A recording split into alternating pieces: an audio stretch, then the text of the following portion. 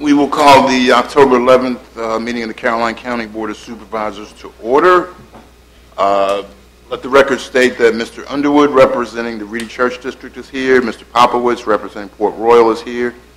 Mr. Seeley, representing Bowling Green, is here. And I'm Floyd Thomas, representing the Mattaponi District.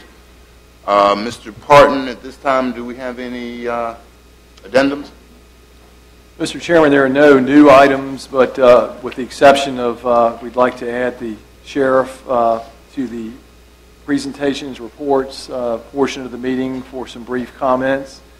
And if I could also ask that we remove the minutes from the consent agenda. We've been made aware of an omission that we need to correct. If we could do that and put it back on the next meeting, would appreciate that. All righty. Thank you very much, Mr. Parton. And I'm sitting here and I wasn't even ready at all. You did the invocation, Mr. Underwood? I think Mr. Akers did the last one, or did you do the last one? Mr. Popowitz, would you do the invocation? Sure. Let's pray. Heavenly Father, I want to thank you for this evening, for those who are here in attendance, and also those who protect us throughout the county, and also protect those who are abroad, protecting our freedoms. Lord, may we ask your guidance tonight as we make decisions for the county, and may they be righteous in your sight. For this we pray, amen. Amen. Now, if you'll please join me in the Pledge of Allegiance.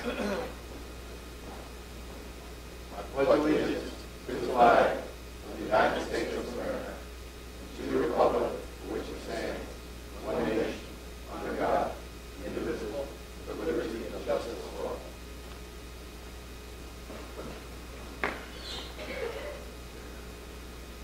all. All righty. Thank you, gentlemen. Mr. Underwood, do you have any opening board comments? No, sir, not at this time. Mr. Popowitz? I have none, Mr. Chairman. Mr. Seeley? None at this time, Mr. Chairman. Okay. I don't have any. Just a question, Mr. Seeley, to update on the bridge. They have let a contract to a contractor in Spotsylvania under emergency ordinance. They have acquired, they have found the problem was finding the pipes that they needed to go under the road. The size of those is not a stock item for a lot of manufacturers. I believe they have found somebody to manufacture those pipes, and they're en route. And I do believe today they started pulling the old pipes out of the creek down there and taking those away. But they estimate that they will have the bridge completed 6 to 8 weeks after they receive the material. Okay. Do you think we should still try to pursue the National Guard or the Army to see if we could get something beforehand? Well, what they need is no obstructions. That's the only problem with putting anything temporary. And this is the 630 bridge down on 721. It's been washed out, Sparta Road. It's washed out. And the temporary bridge, according to VDOT, would just inhibit them being able to get the job complete. But they are underway. 6 to 8 weeks from when they get the material to completion. Okay, so we're talking probably January, sometime like that. Well, they think that they can be done sometime at the end of November. Well, that's great. That's great news. Okay, the only board comment I have, and I didn't share with all the board members, I got a call from Mac Wright, the school board chairman, and at their meeting yesterday, they got their bids in for the school renovation. And I think they got a grant for $6 million. We'd given them $3 million, and the bids came in at $12 million. So they are, according to him, evaluating the bids, looking for ways to reduce that number. I think we'll work from there, but I just wanted to make sure the board was aware of that. I'm sure there'll be some more discussion about it on one hand and another. So, okay, having taken care of the opening board comments, Mrs. Green, I believe you are going to be here for agenda item number 1, which is a recognition of one of your employees. So we have, I'm going to ask beforehand if the board will adopt, thank you, Mr. Martin, I'm struggling here, if the board will adopt Resolution 3311 and Resolution 3411, which cover agenda items number 1 and 2. So moved. Second. Motion made by Mr. Seeley, seconded by Mr. Popowitz. All those in favor say aye. Aye. Motion carries unanimously. So Resolution 3311 is a resolution commending Cheryl Elam for her outstanding service to the people of Caroline County upon the occasion of her retirement. Whereas Mrs. Elam retired on September 30th, 2011 after 30 years of service with the Caroline County Department of Social Services, and whereas during her career Mrs. Elam advanced from eligibility worker to senior eligibility worker and was ultimately promoted to eligibility supervisor, where she served beginning in 1992. And whereas she was responsible for the Children's Family Benefits Program, fraud program throughout her career and served on committees for the Virginia Benefits Program Organization, and whereas Mrs. Elam has always strived to provide the best service possible to the clients of the Department of Social Services, and whereas her dedication and expertise will be difficult to replace, and she will be missed by her fellow public servants and the citizens of Caroline County, now therefore be it resolved that the Caroline County Board of Supervisors hereby commends and thanks Mrs. Cheryl Elam for her outstanding service to the citizens of Caroline County and conveys its best wishes for a happy retirement and continued success in future endeavors. And it's adopted the 11th day of October. Mrs. Green, if I could ask you to come forward to accept this on Mrs. Elam's behalf, we would appreciate that. Is it mark a yes or a no? They told you no? Everybody wants a picture of Mrs. Green. Oh, Mrs. Green says she doesn't need a picture. All right. Well, here it is. Normally we would do this, shake hands, take a picture, all that, but if you would please give that to Mrs. Elam on our behalf. Thank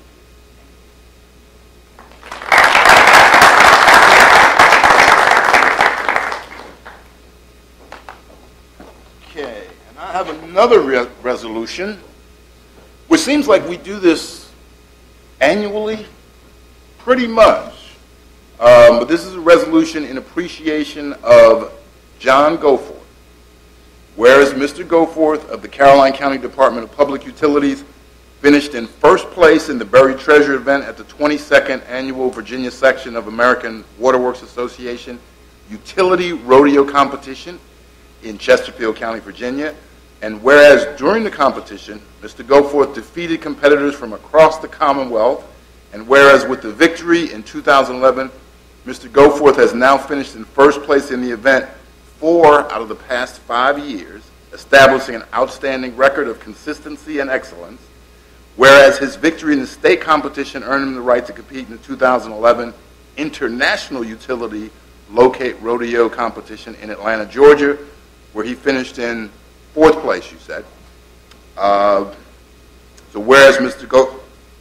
Goforth's skills and abilities have brought great credit to himself and Caroline County, and the county is proud of his accomplishments, therefore, be it resolved that the Caroline County Board of Supervisors hereby extends an enthusiastic congratulations to John Goforth for his impressive achievements and wishes him continued success as he strives to win the international competition in 2012.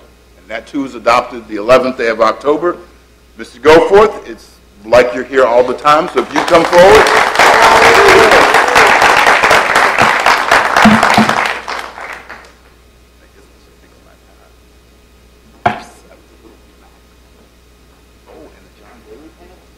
How you doing, man? Yeah, congratulations again. Yeah. I was going to say, wait. Okay, John, we need to take pictures of you because we could have just used last year's picture because you did the same every year. So that's yours. Mark, you ready?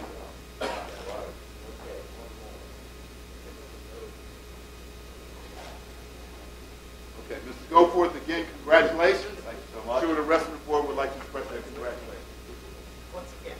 Yeah.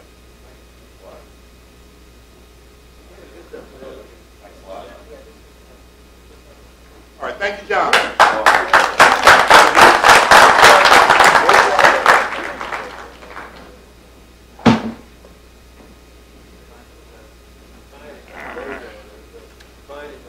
All righty.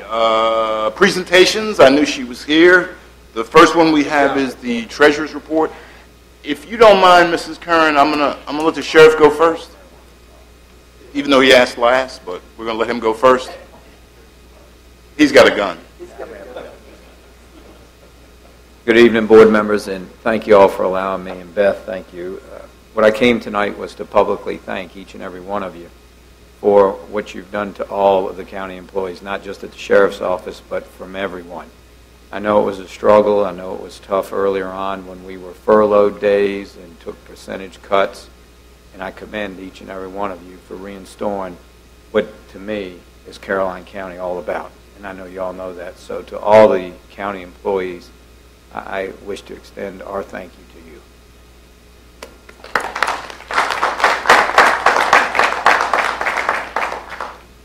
Mrs. Kern, if you would, please.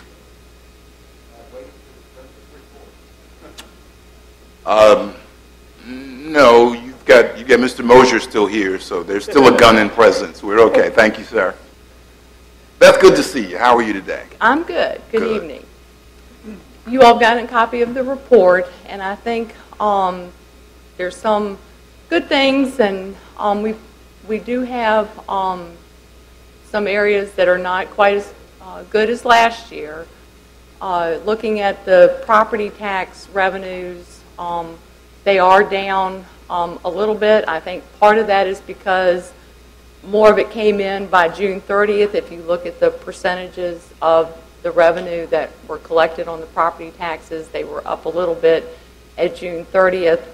And the first 3 months of the year are really not a high collection period. We've been working on the delinquent taxes, so the current year taxes, hopefully when we get to the December report, will show a little increase, especially in the real estate because the assessments are up a little bit. As far as the balance sheet, the only fund that is not doing as well as the debt retirement, but that's a timing issue. A lot of the debt retirement payments go out in July and September, and the revenue for that does not get replaced until December. Also, at this point, we've used about a half of the borrowed money from July and looking to use a little bit more this month. October is traditionally one of the months that we still don't have enough revenue to sustain the expenditure. So as far as the some of the other items, looked at the recordation taxes are down. I think that's probably going along with the housing market. Not the taxes are not as high. B-poll and building permits are down a little bit, and that's last year we had kind of an unusual situation with some new projects getting started in this quarter, and a significant building permit was issued during that time. Meals tax is just slightly off. I know we took in quite a bit this weekend from the state fair, so that should have a positive impact. And also, transient occupancy is still on kind of a downward trend. But those are kind of some of the highlights. There are not many highlights, but it is the first quarter. Next quarter, hopefully the numbers will be better. Now, the trends in occupancy tax is basically what we get from hotels and things, so that being down would reflect the tourism is probably a little bit lower, or people driving through is a lot lower. Yeah. So I think those are, at least that's one thing. Board members at this time have any questions of Mrs. Curran regarding the revenue or the balance summary she's given us? Mr. Underwood? Ms. Fabulous? Ms. Seeley? No, sir. Mrs. Curran, it's early, so this one's easy. Thank you very much. Thank you.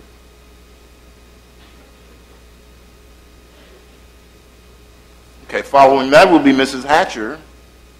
We might as well get the Commissioner of Revenue, and then we'll have a total, we'll have the trifecta and make sure we're all okay. Mrs. Hatcher is here to discuss the first quarter budget report. Good evening, Chairman Thomas, members of the board, staff. In your packet, you have the first quarter budget status report for the 3 months ending September 30th. This report is a cash basis report. A lot of the revenues that are in this first quarter are actually revenues that were recorded last quarter and last fiscal year. But this will be a cash basis. Hopefully the next quarter report will have a little bit more of the real revenue for this year versus mixing 2 years. Based on this report, 16.1% of the revenues have been collected for the major funds or billed. 28% of the budget expenditures have been expended. Percentage of revenue is approximately the same as the same period last fiscal year. It's down slightly. The expenditures are slightly less than last fiscal year, so we're still being very conservative in spending, and it is the first quarter. $4.1 million is reflected in this report for the general fund revenue, and of that, $1.1 million represents revenue that belongs to the last fiscal year. Property taxes collections are down, as referenced by Ms. Curran, and this is typically a slow time of year. The local sales tax appears to be steady. It should be noted that the September collection for local communication taxes has increased, which means we've finally reached the end of the class action lawsuit reduction, which is kind of nice. As Beth said, the business license revenue is down because there are no major construction contracts. Same thing with recordation taxes. Overall expenditures slightly below the 25% threshold, which is where we should be. And the same applies to most departments. There are a few departments that are a little bit over, but it's the timing issue in those departments of when maintenance contracts and that kind of thing came due. School revenues and expenditures are strictly on a cash basis, and they're just under the 25% threshold. Social services revenues are 26% of their budget. Keeping in mind $148,000 is revenue that belongs to last year. Your expenditures are slightly above the 25% threshold, which is about the same as the same quarter last year. Debt retirement fund reflects 8.7% of revenue. As Beth said, we don't record the transfer in the debt retirement fund until the end of December. The expenditures are 60%. Again, it's because of the timing issue on the debt service payments. Your utility fund shows 17.8% of revenues, which reflects only 2 months of billing. The utility fund, any report that I give you will always be on an accrual basis, so I don't even get the chance of the cash being in there. Based on what we have. Availability fees reflects 13.7% of the budget, and it's all for prior year applications. So far this year, we've had 4 applications for utilities, none of which have been paid at this time. Operating expenses are only 19% of the budget, which is well below the threshold. The debt service payments are 47%, but again, it's because of the timing issue of July, September, and October being most of the payments. Tourism fund is at 28% for revenue and expenditures, and as stated earlier, the transient occupancy revenues continue to decline, and if you look at the trend over the last 3 years, it is steadily going down. Expenditures are a little bit above the 25% threshold, but there are several payments to community organizations that were done right at the beginning of the fiscal year. All in all, the revenues for the major funds appear to be steady, with the exception of the property taxes, which Beth and I both believe is a timing issue, and the expenditures appear to be on track with the previous year. Have any questions? Mr. Underwood, questions? Mr. Pompowitz? Mr. Seeley? One. In the availability fees that were shown, we're showing $192,000. How many are we bringing forward from last year to this year, cash-wise? That's all of them. I mean, is that 11 or 12?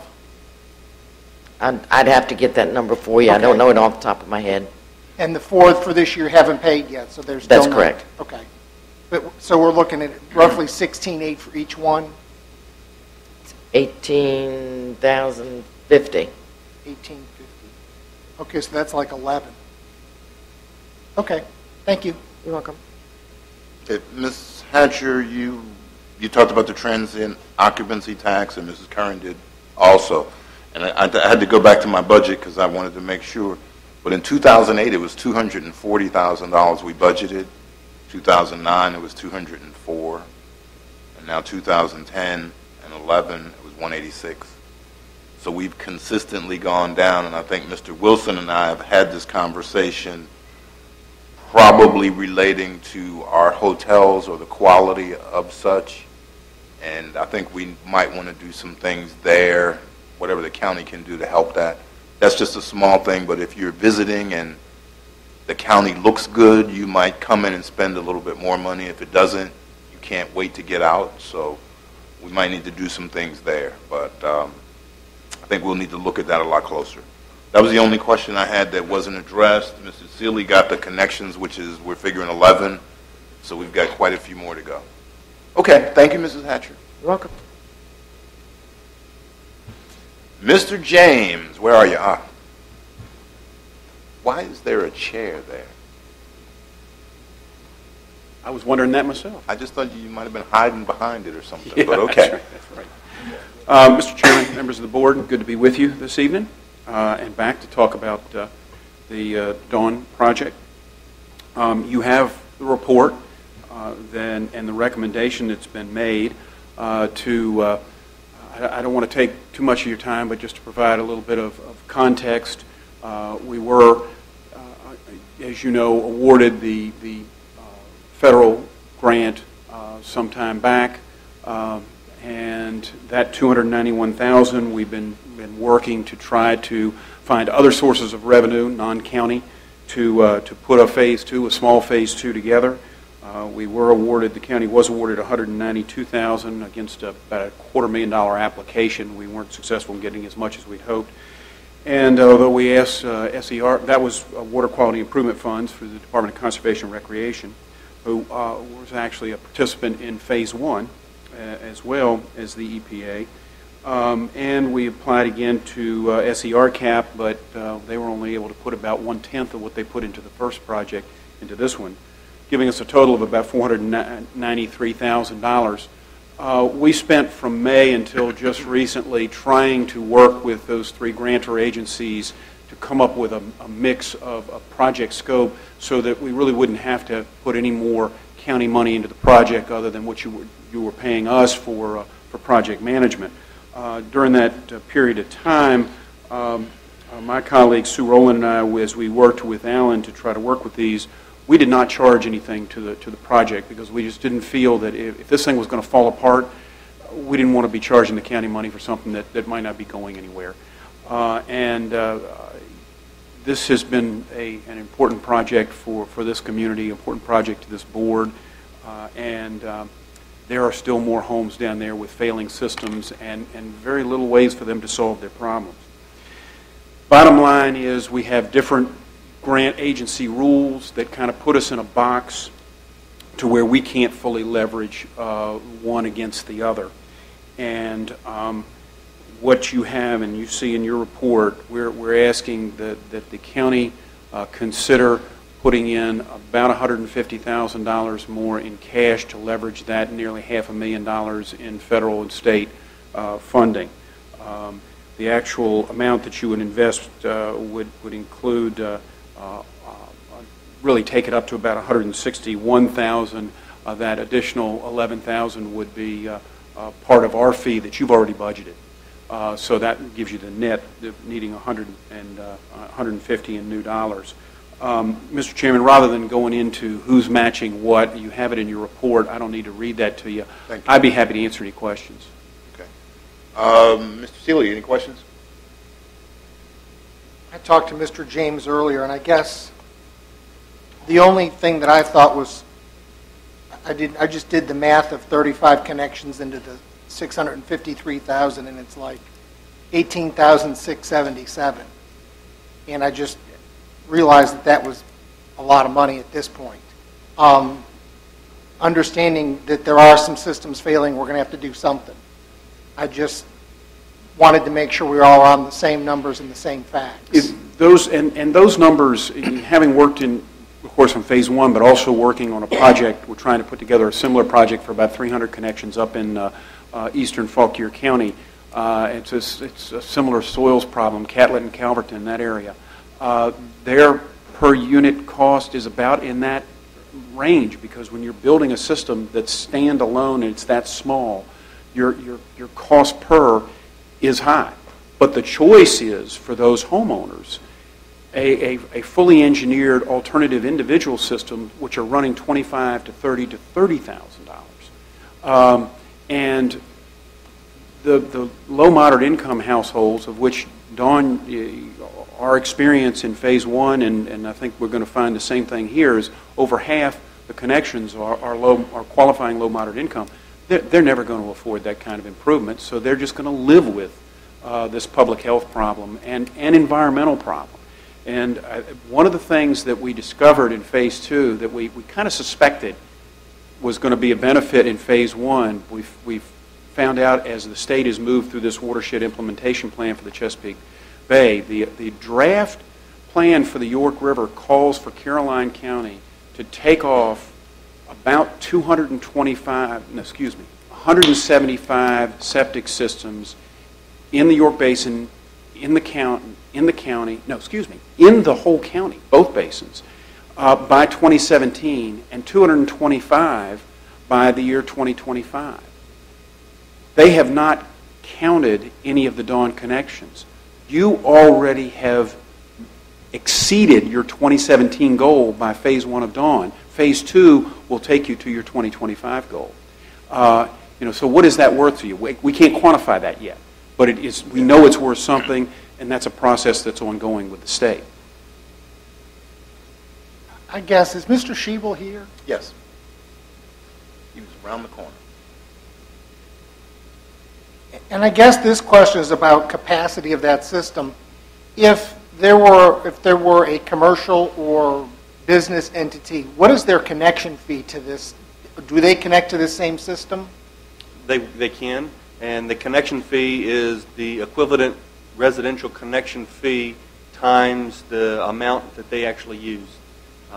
So it would be the $15,550 is what the Dawn availability fee is, times however many times that connection is. So let's say it was a Wendy's or a McDonald's or something of the sort. It could be between 3 and 5 equivalent connections. So you'd multiply the $15.50 by that amount. Has any business entities connected to this system yet? We have churches. We have a couple grocery stores and a gas station that were all existing businesses that connected. We don't have any new businesses that have been created because of the system.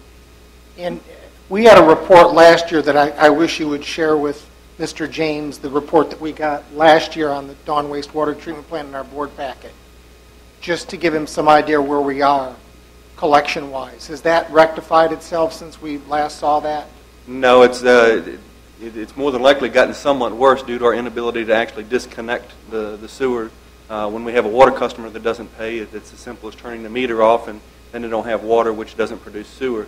And we've got no way of really terminating the sewer service without creating a hazard, and without us having anything in place to be able to do that. For us to continue to threaten on a monthly basis and not do anything seems somewhat useless for us to do that. So from time to time we send out notices and let them know, but we're definitely going to have to figure a plan of action of how to move forward. We're now at a point now with our penalties that the penalties are more expensive than their current monthly bill because they've gotten so far behind. And we're going to have to work out payment plans and bring forth to the board a way to try to waive penalties and bring these people back up to a reasonable amount. We did just raise from $25 to $27 on their monthly fee. Do we have a mechanism to do that, or do we, as a board, need to work on something? Or we've actually, through Eldon and Sue, we've made a contact in Stafford County, and I've talked with Beth about it, and it's just a matter of finding time for us to go up and sit down and look what Stafford has put in place and the codes that they put in place and their procedure of how they do everything to be able to put liens on the property. Liens will help because some people might not want to have a lien on the property, but at the same time, some of these are going to have liens on the property, and it'll take us years, many, many years to recoup any of that money once the house is sold. But it is something that we can do. Also, they've got in place where they can go after state taxes if you get any return back. So those are some things that we need to do and figure out the process that they go through so that we can try to